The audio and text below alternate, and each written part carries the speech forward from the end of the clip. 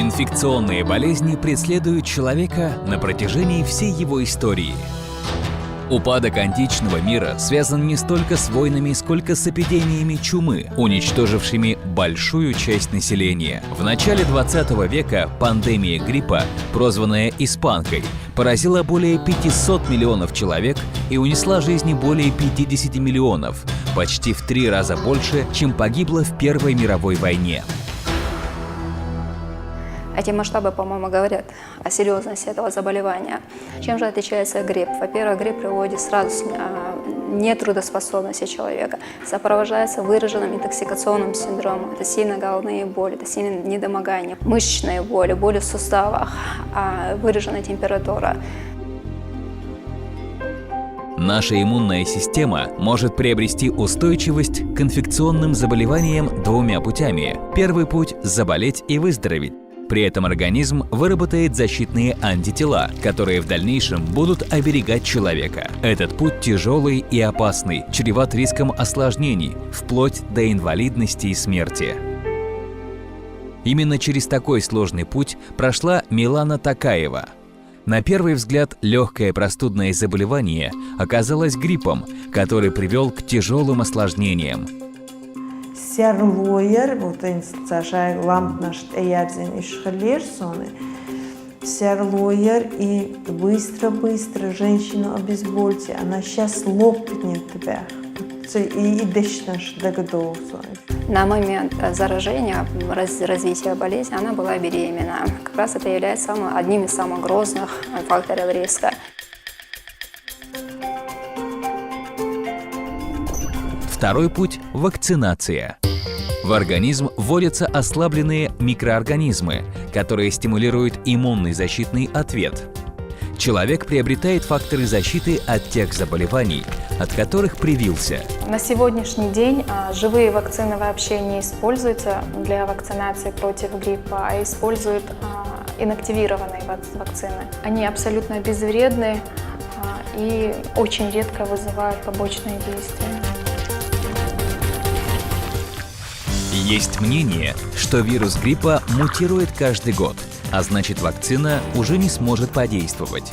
Это не так. Не исключена возможность заболевания, только это будет уже не грипп, а другое респираторное заболевание, то есть другие воздушно-капельные инфекции, которые могут передаваться через воздух. А даже если он и заболеет гриппом, то заболевание будет протекать в легкой форме и без осложнений. Вакцины нового поколения позволяют иммунной системе адаптироваться под мутирующие вирусы, поэтому прививку необходимо делать ежегодно. Прививку от гриппа можно сделать по месту жительства в любой участковой поликлинике, как детям, так и взрослым.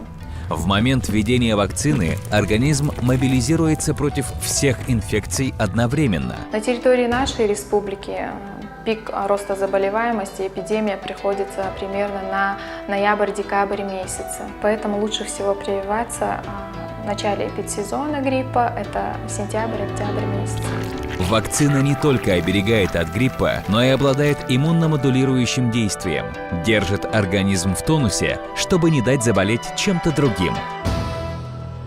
Нету ничего дешевле профилактики недопущения этого заболевания. В частности, профилактика разбивает на специфическую профилактику и неспецифическую профилактику.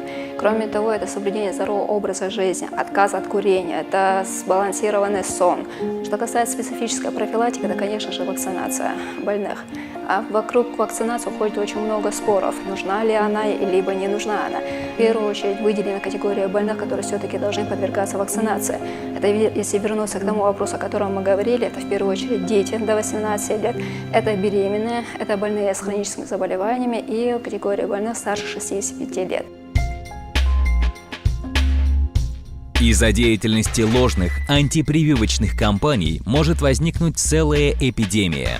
Например, частый отказ мам от вакцинации против кори и краснухи привел несколько лет назад к резкому росту числа этих заболеваний. Антипропаганда прививок, она ничем не доказана, не основана на каких-то клинических испытаниях. Наоборот, вакцины против гриппа, они клинически испытаны, доказана их эффективность и безвредность. Вакцинация утверждена на государственном уровне и абсолютно бесплатна для граждан, потому что лечение обходится в несколько раз дороже и сопряжено с тяжелыми последствиями.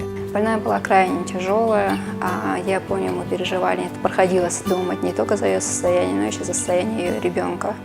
Сегодня врачи признаются, что в аналогичных случаях пациентам крайне редко удавалось выйти из состояния, в котором находилась Милана, с минимальными потерями. По гриппу сильно осложнение, yok цеха, холодцуха, цеха, хейл почкшен, вденью хейл лерикшен, динду. Дух случаев шохтун разные. Благодаря вакцине в современном обществе не возникает масштабных пандемий гриппа с большим количеством летальных исходов.